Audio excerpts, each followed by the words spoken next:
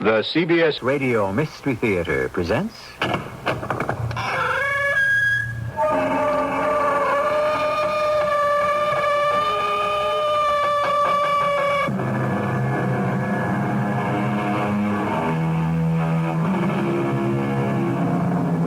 Come in. Welcome. I'm E.G. Marshall. Wherever God erects a house of prayer, the devil always builds a chapel there, and 'twill be found upon examination that the devil has the largest congregation, according to Mr. Daniel Defoe. But it's so hard sometimes to resist the devil. His arguments can be so convincing, and we here below are only human, all too human.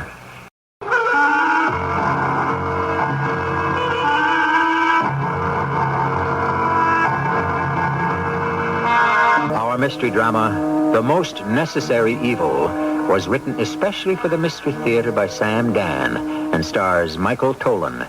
I'll be back shortly with Act One.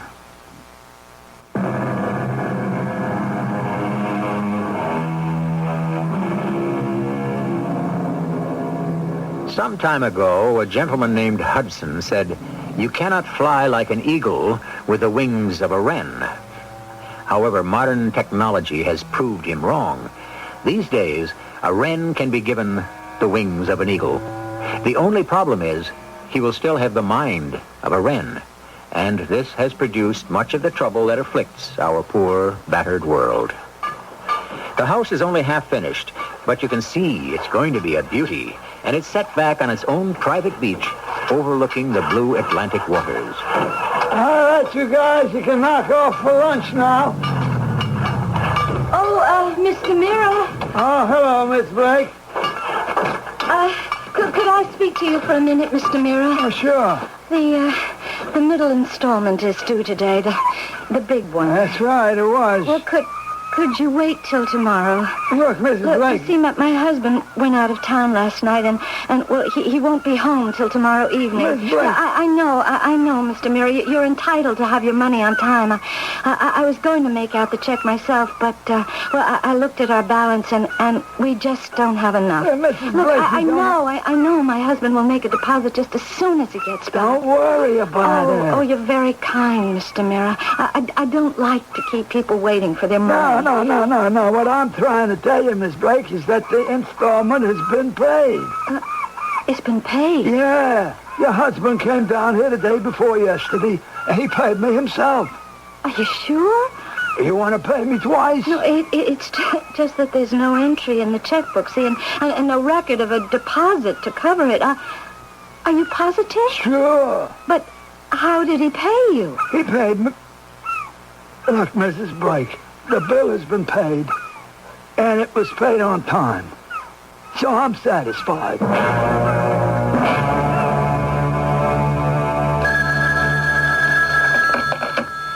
Hello? Yes, this is Mrs. Blake.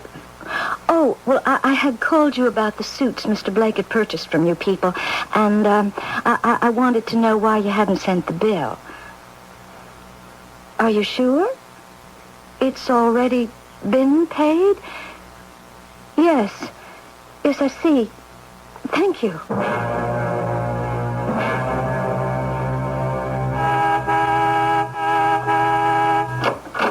Hi, darling. I'm home. Hey, Dora, how do you like my car? Wow. That's all I can say. Wow. Where did you get it, Tom? Just a little thing I picked up at a tag sale. Oh, come on in for a drink. I'll take a rain check. I just had time to drop off your old man. See you for lunch tomorrow, Eddie. Right.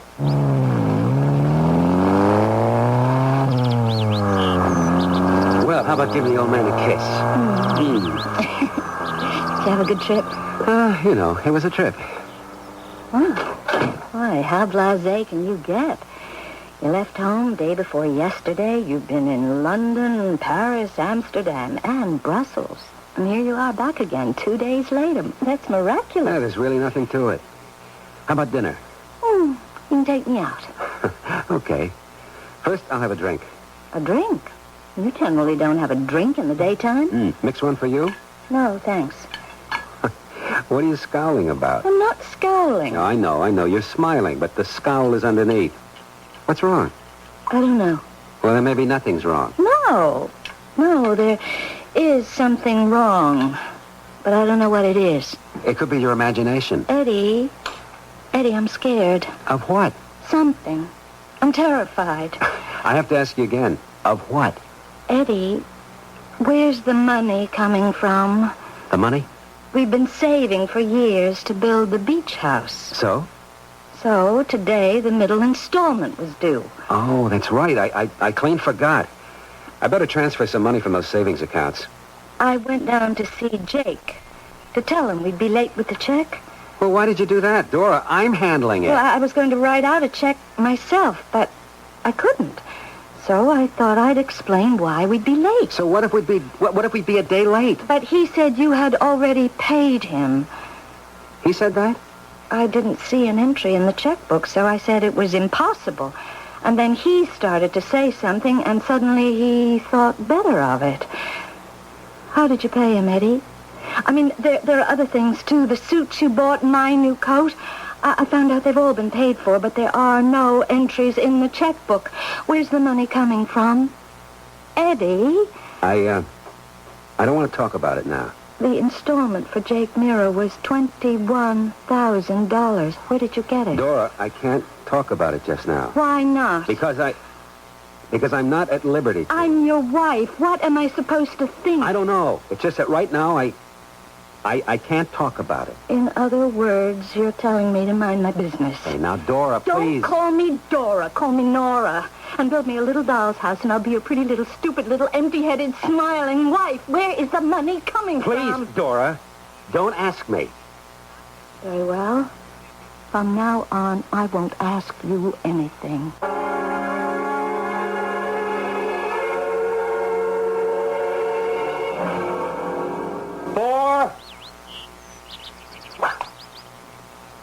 Oh, that's a real nothing shot, Eddie. Traveled all of 50 feet. Partner, keep your mind on the game. Yeah. Tom, I don't know what to do. About what? About Dora. My Dora giving you trouble? She knows about the money. What does she know about the money?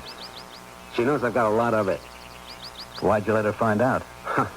Your trouble is you're not married. No, that's not my trouble. It's my salvation. When you're married, it's almost impossible to keep certain things from your wife. All right, you'll have to tell her you make the money. That's your job. She spends it, that's hers. You don't know Dora. What's to know? She's a woman, isn't she? Just tell her politely, but firmly, even lovingly, that there are certain things which are simply none of her business. Period. Now, let's play a little golf, shall we? You want to go out tonight? If it pleases, my lord. Dora. Yes, my lord. Come on, cut that out. Yes, my lord. Oh, for crying out loud, what's going on anyhow? What's all this my lord business? Would my lord rather I called him something else? Look, Dora, the joke wasn't all that funny to begin with. Now it's becoming tired. Joke. Would I dare to jest with my lord? Never. All right. Enough is enough. Is my lord pleased with his dinner? You call me my lord just one more time and suppose I don't call you my lord. What will that change? I'm supposed to be the empty-headed little lady who keeps your house, keeps you happy, and keeps her mouth shut. I just can't tell you. Would you rather my imagination told me? Since you can't reveal the source of this money, I have no choice but to assume that there is something crooked about it. There are certain things I can't discuss. Not even with your wife? Even with my wife. As you wish, my lord. Look, Dora, maybe he won the sweepstakes. Well, then why wouldn't he want to tell me, Tom? Besides, it would have been in the papers. All right, look, he's been gambling, and he doesn't want you to know about it. Tom, I am scared out of my wits. Why, honey? Well, it's an awful lot of money. Thousands and thousands of dollars. I'm sure there's a reasonable explanation. Well, then why doesn't he make it? Something's wrong. Dora, why do you insist? Because I'm his wife. I can tell. Help him, will you? All right, but how? I'm not sure, but ask him what kind of trouble he's in. Why do you say he's in trouble? Because I can feel it. A wife knows. Could be all in your imagination. Promise me you'll talk to him and help him. Please. All right, Dora. I'll see what I can do. How do you like it so far, Mr. Blake? Jake, it looks pretty good. Hey, listen, Mr. Blake, I'm sorry. About what? Well, you know, when your missus was out here a week or so, I thought she knew how you was paying. I hope I didn't say anything that was out of turn, you know? It'll all work itself out. Oh, sure. These things always do. Well, I better get back there in the middle of things. Keep everybody on the ball. Just holler if you need anything. I will. Thanks, Jake. Hello, Eddie. Hey, Tom. Yeah, they said I'd find you here. Well, it's going to be quite a house, Dora and I have been dreaming about this since we were married. 12 years. And now, finally, it's coming true. Eddie, I have to tell you something. What? Let's go sit in my car and get away from all this racket.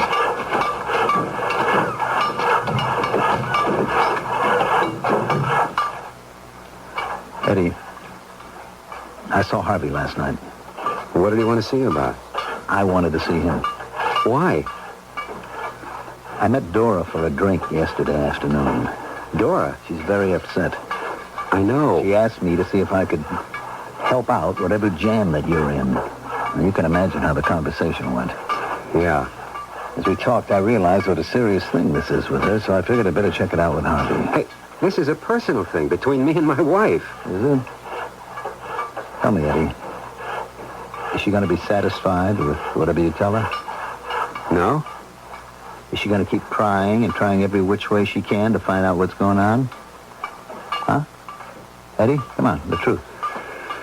Yeah. That's what Harvey said. So then what's the future? What do you mean by the future? The future, the place where we're all going to spend the rest of our lives. How do I know what the future is? I guess you don't. That's why we have people like Harvey. They see right into it. What does Harvey claim he can see? This kind of situation where she'll keep at you, Eddie, until one day she breaks you down and forces you to tell her. I swore I'd never tell anybody. Eddie, I'm trying to help you. Harvey is trying to help you. You understand that, don't you? Yeah, sure. So looking at the thing objectively, there's only one solution. You have to divorce her, Eddie. Divorce? What are you saying? I'm saying it's an order, Eddie. It's an order. Just when we thought we'd heard everything, here are new grounds for divorce. Amor omnia vincit, said the Latin poet. Love conquers all. Does it? Be patient. We shall find out shortly when I return with Act Two.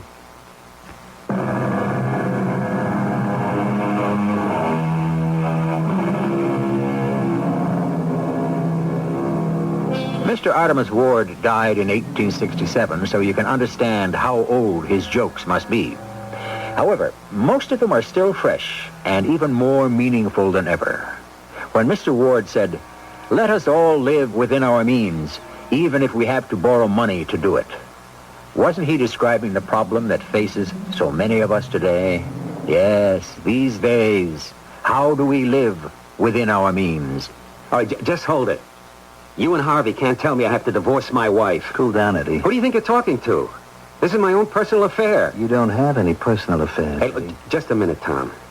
Neither you nor Harvey nor anybody else is going to come into my bedroom and tell me what to do. Harvey can come into any room in your house anytime he feels the operation is in danger. Okay, goodbye. Where are you going? I'm out. What are you out of? The whole business. I quit.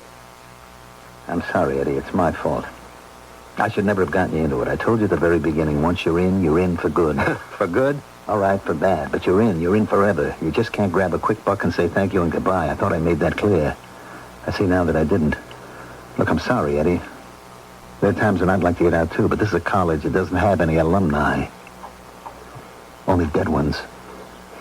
I'll keep my mouth shut, Tom, I swear. It doesn't work that way. Harvey's giving you a break. Look, Harvey could say get rid of him. Get rid of him. But he doesn't. He comes up with this extremely logical solution. Yeah, logical. Divorcing my wife. Eddie, the marriage is gone. We love each other. What does love have to do with it? She'll pester you until she gets the truth out of you. She'll say, quit or I'll divorce you, and you can't quit, so? Tom, please. And if she does find out, that introduces another problem. I only wanted to make a little more money. Eddie, there's only one way. Believe me, you have to divorce her. How can I divorce her? What can I tell her? You tell her there's another woman. Oh, she knows I never look at other women. Harvey can get you one for this purpose that any guy would look at. I can't do it. I simply cannot do it. You want me to tell that to Harvey? Yes. No. I don't know. Oh. Let me think about it.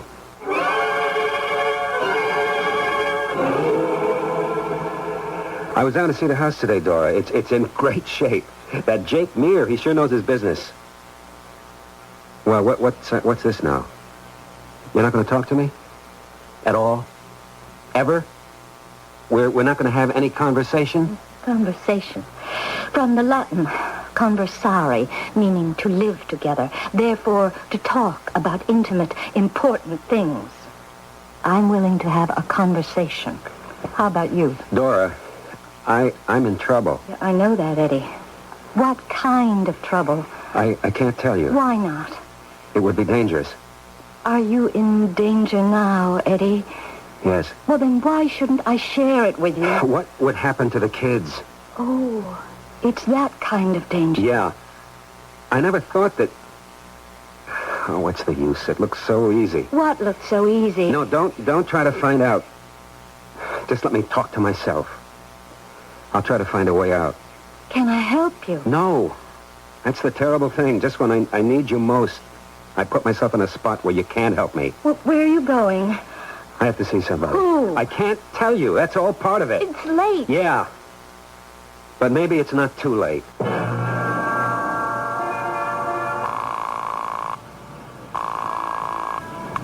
Hello? It's me, Tom. Hey, it's almost 11 o'clock. I have to see you right away. Can't it wait? No. I'm coming right over. Look, I have a friend here. Oh. She'd be embarrassed. It's important. Where are you now?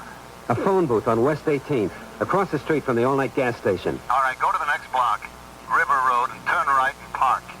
There's a bench facing the water. We can sit and talk for a couple of minutes.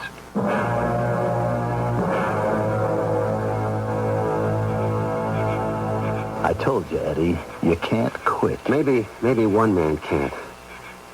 But how about two? Two? The both of us. Why would I want to quit? Because, Tom, in your heart, you don't belong with Harvey in that crowd. I don't? No, Tom. You got in for the same reason I did. It was a quick buck. And it was worth double since you didn't have to account for it. Come on, Tom. I know you like a book. We grew up together. You don't belong in this thing. Eddie, the trouble with books is that people read them and form their own interpretation. I belong with Harvey. I guess you had me wrong all these years. No, Tom. Grow up, will you? We're not two little freckle-faced kids anymore. We're not Tom Sawyer and Huck Finn. Life is real. You make this kind of bed, you lay in it forever. Then I'll do it alone. You'll do what alone? Go to the district attorney. That's what Harvey said you'd do eventually. You can't talk me out of it. I know. I don't care what happens to me. I know that, too. Eddie, I'm sorry. It's just a man has to do what he has to do. He can't help himself. That's right. He can't help himself. I guess I just better say goodbye, Tom. Goodbye, Eddie. Eddie. What is it, Tom? I just want the bullet holes to be in the front. Eddie. Eddie.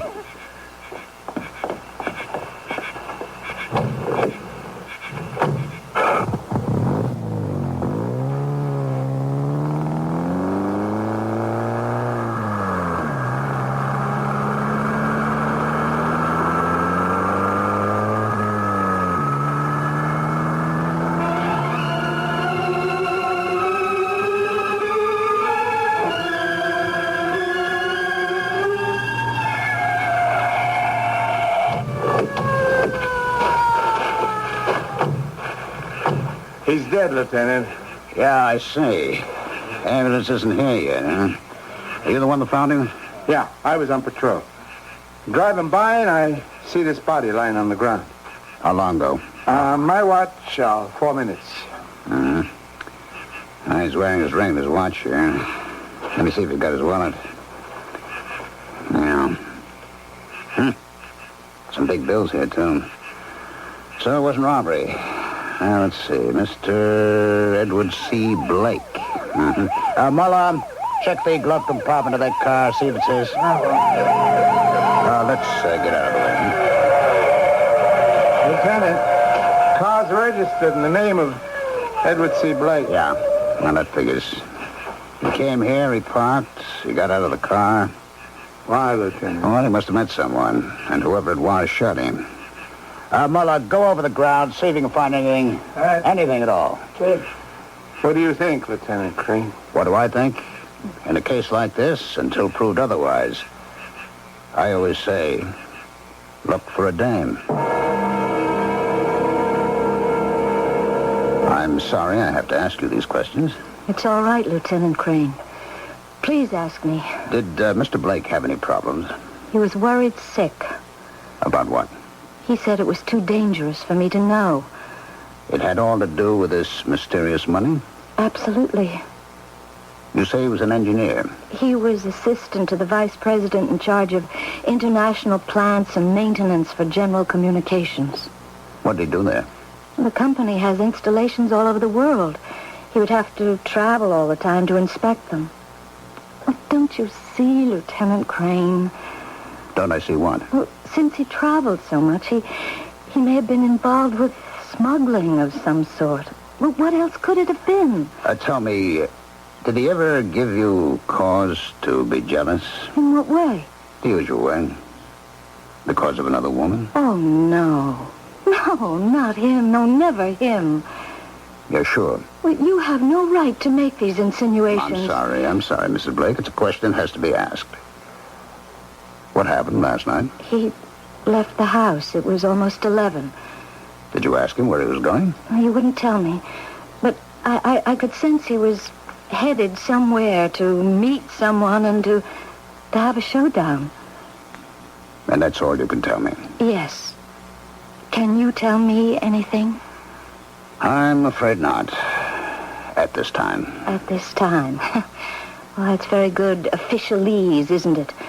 It's always what the police say when they don't have the faintest idea what's going on. I'm sorry. As soon as we know anything, we'll tell you. Please. I promise. Oh, Dora. Oh, Tom. Tommy. I can't believe it. He can't be gone from us. Not Eddie. Oh, Tom. Listen to me, will you? I'm supposed to be comforting you. Your being here is a comfort to me. I know you loved him. It's just that we go back so far. I mean, when weren't we pals? Dora, I want you to know my friendship with Eddie can never be broken. And that extends to you and to the kids. I mean, I want to talk to you about practical things. It hasn't really hit me yet. Dory, do you need any help with the arrangements? Oh, would you please, Tommy? I'm just not sure I can go through with it. It's taken care of. Money? Oh, I understand we have quite a bit of that. Well, it won't last forever. Well, there's his pension, insurance. Look, I don't want to talk about money. Money killed him. Why? We didn't need all that much. He was a man. He saw it differently. He got himself mixed up with criminals. We don't really know that for a fact, Dora. Well, what else could it have been? I don't know. But isn't it obvious? Where else would the money be coming from if he weren't tied up with smuggling or something like it? And there was that stupid detective. What stupid detective? Lieutenant Crane, supposed to be in charge of the operation. You know what he said? Eddie might have been mixed up with a woman. I mean, Eddie? He doesn't know Eddie the way we did. I can see it now. It'll be in the papers for 2-3 days, and then it'll all just disappear. Don't feel that way, Dora. The police usually do a good job. Look, what you need is some rest. And I have a lot of details to take care of. I know. You're a good friend to him, Tommy. The best friend a man ever had.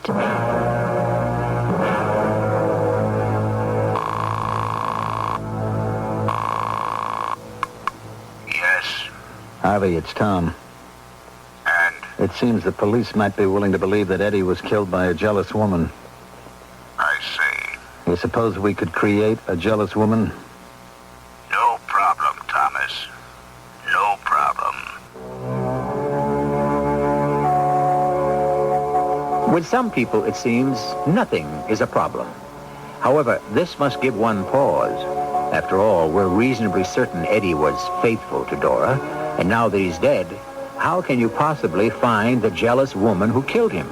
Especially since we were there and we know the identity of the real murderer. Patience.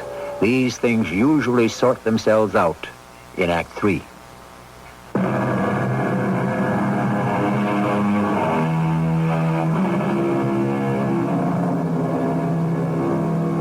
They say there are only 2 or 3 human stories, and they keep repeating themselves as fiercely as if they'd never happened before. Love, hate, deception, money. Mix and match. That's what we're doing for you right now.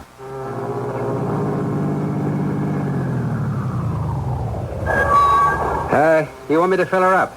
I'd rather you could fill me up. What? I'm from homicide. Oh. What can I do for you? Were you around here last night? Me? I'm around here every night. You can't get kids to work no more. Who wants to sell gas at night? Besides, you're a sitting duck for all them hold-up guys. There was a man murdered a couple of blocks down around the corner on River Road. Oh, yes, I heard it on the news this morning. What was it, a robbery or something? Now, we don't know. It was about 11:15. Where were you? I was just inside having my coffee. Did you see anything? Hear anything? Did I see anything? No. Did I hear something? Yes. I must have heard the shots, except I thought they were backfires, you know. So I didn't think about it. Did you hear anything else? No. We have this idea.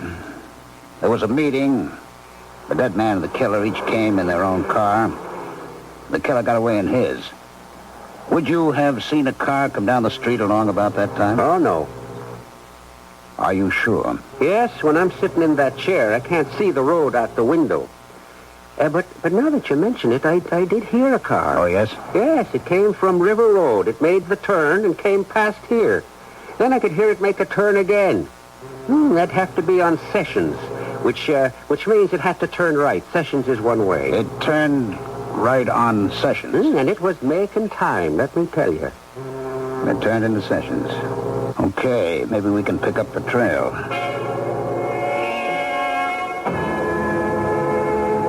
Mr. Herrick, I understand you were his best friend. That's right. His wife says he might have been tied in with smuggling. What do you think? I don't know. He traveled a lot. There seems to be money she couldn't account for. Look, as far as money goes, he did some consulting on the side. Why did he keep it a secret? Well, he had no other choice. The company would have fired him. Couldn't he trust his wife with that information? Well, no. Why not? Because, I don't know, it's all mixed up. Look, don't say that I told you, but he had another woman. She denies that. Well, either she doesn't know or her pride forces her to deny it. You know how women are. Not really. How did you know about this other woman? Well, Eddie could never keep a secret from me. That's why I don't buy this smuggling story. I'd have wormed it out of him. But Carrie Pastor? Oh, yeah. She was something else. Carrie Pastor. Absolutely breathtaking blonde and on the make. I told him she'd be trouble. He wouldn't listen. What kind of trouble? You know, sometimes a girl like that decides you're the guy she's going to marry. And you can't shake her. Especially if you've been leading her on. Had he promised to marry her? He would have promised her anything. Listen, if she'd have looked at me the way she looked at him, I'd have promised her anything, too. And so would you. I kept telling him, get out, Eddie. Get out before it's too late. But he didn't listen. Carrie Pastor. Where does she live?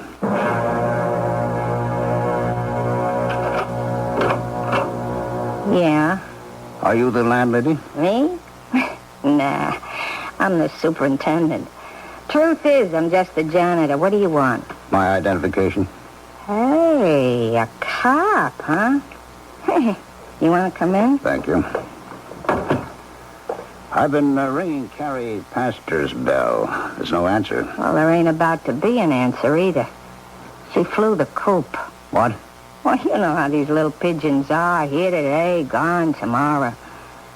You know where she went? How do I know where she went? I don't even know where she come from. Well, didn't she need some kind of identification to rent an apartment? Nah. All she needed was money and to behave herself. What can you tell me about her? Oh, sharp little cookie. Great looks. She was out to hook a rich guy. Where did she work? She worked in her apartment. What are you telling me? She's the kind of dame that, goes to work on a guy. You know what I mean? I mean, she hits him for money, clothes, the rent. If she was as great looking as you say, why did she settle for a dump like this? She could have done much better, We used to talk about that, her and me. You know what she said? If all you want from a guy is dough, grab all you can get. But if you want him to marry you, don't let him set you up too good. That way he feels he's giving you enough. Keep it poor, keep him guilty. Yeah. You ever meet the guy? I'd see him come in, go out. He's the one that was killed the other night. I recognize the picture. Also the name. Edward Blake. What can you tell me about their relationship? Oh, she was crazy about him.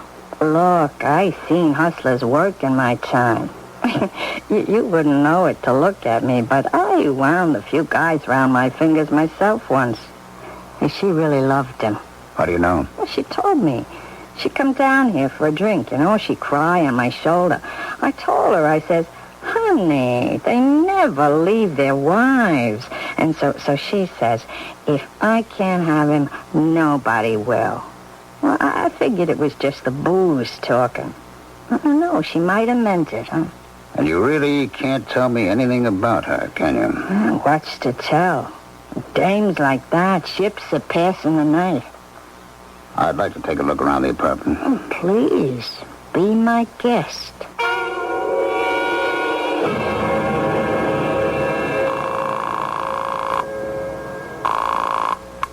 Yes. Sarah Clegg. Well, I think the lieutenant bought it. you must have done a good job. I almost believed it myself.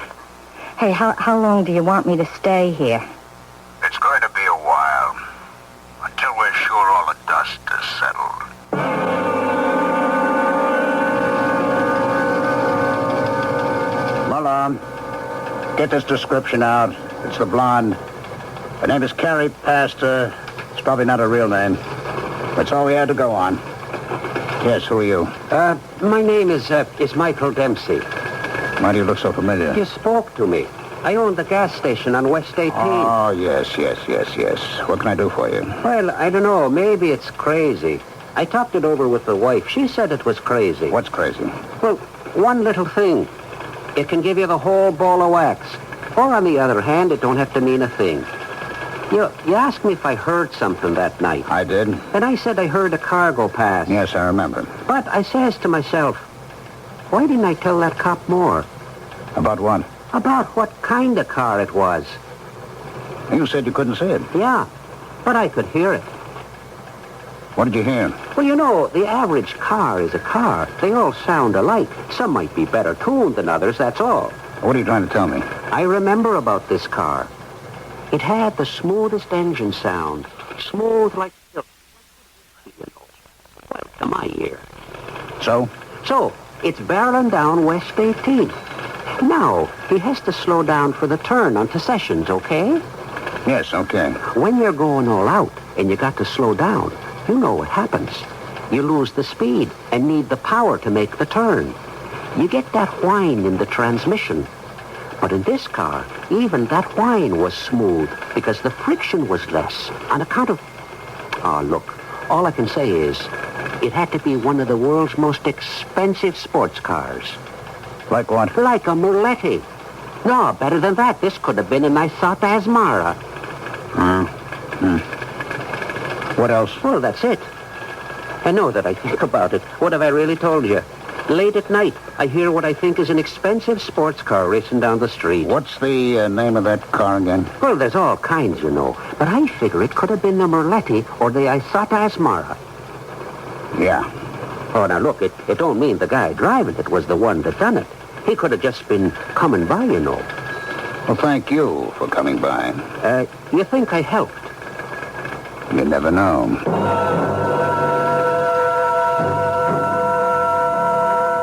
Is everything okay, Dora? No, everything is not okay. I'm sorry. It's just that I feel it's all been put on a back burner. Don't the police tell you anything? Oh, yes. We're working on it. We're following leads. We expect to have a break very soon. Meanwhile, the days go by, the weeks. Soon it'll be months. And then it'll be last year's murder. I'm sure they're doing the best they can. This mystery woman angle, it's wrong. They're wasting their time. Dora, you can't let your pride... But it's true.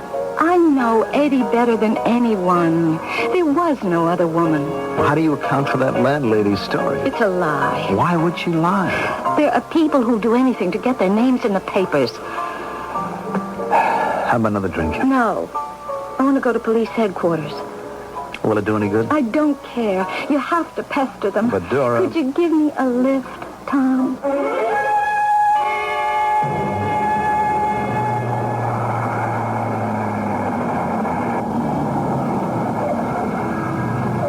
Want me to go in with you? Wait. That's him. That's the lieutenant coming out of the building. Probably on his way to lunch. I'm going to have it out with him right here. Oh, Dora. Lieutenant Crane? Oh, it's you, Mrs. Blake. Yes, it's me. What's been happening? I'll tell you. Nothing. You're following that phony other woman angle. Mrs. Blake. But why don't you believe me? You're afraid to take on the real criminals, the smugglers. Maybe they're too powerful for you to handle. Now, Dora, you mustn't say that. Why not? It's the truth. Oh, that's you, Mr. Herrick. Please, forgive her. She's distraught. Dora, let me take you home. Why won't anybody believe me? Is this your car, Mr. Herrick? Oh, yeah, it's my one extravagance. Come on, Dora. Everything will be all right. You'll see. Oh, Tommy. Tommy, nobody does anything. Nobody.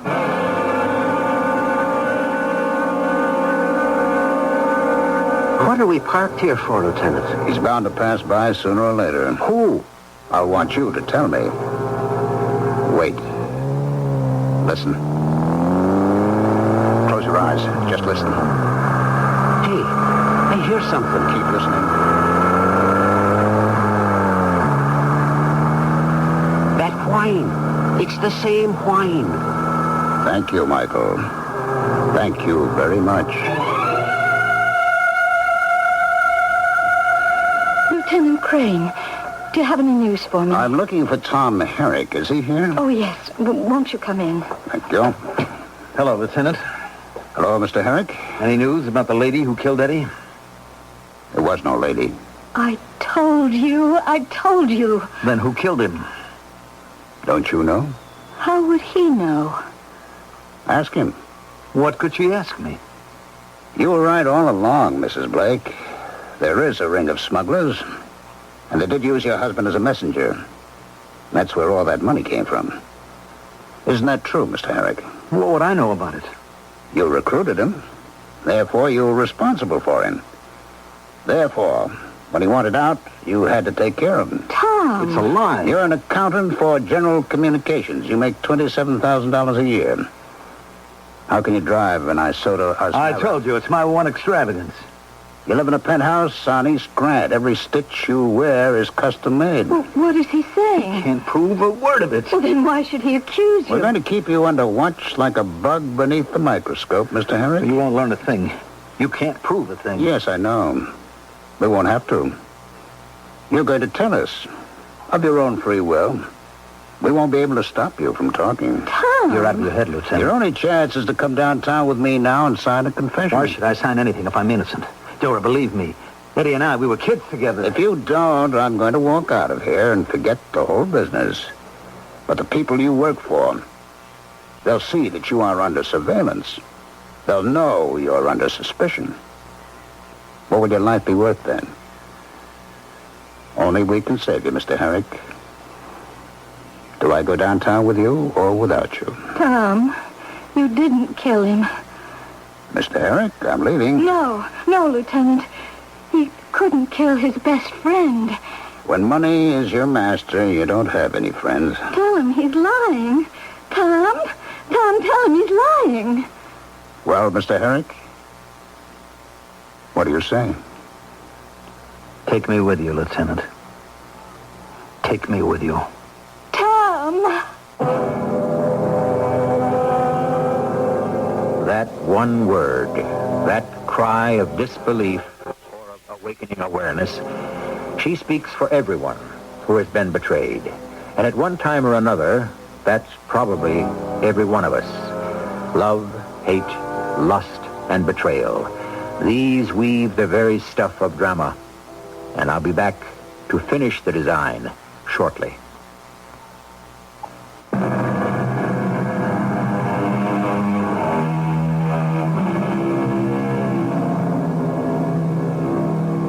When you have money for a master, you don't have any friends, according to Detective Lieutenant Crane. Money, it enchants, it enslaves.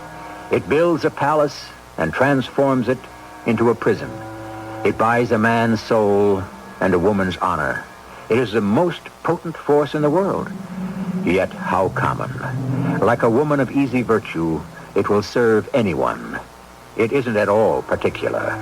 If only it weren't the most necessary of all the evils. Our cast included Michael Tolan, Carol Teitel, Mandel Kramer, and Ralph Bell. The entire production was under the direction of Hyman Brown.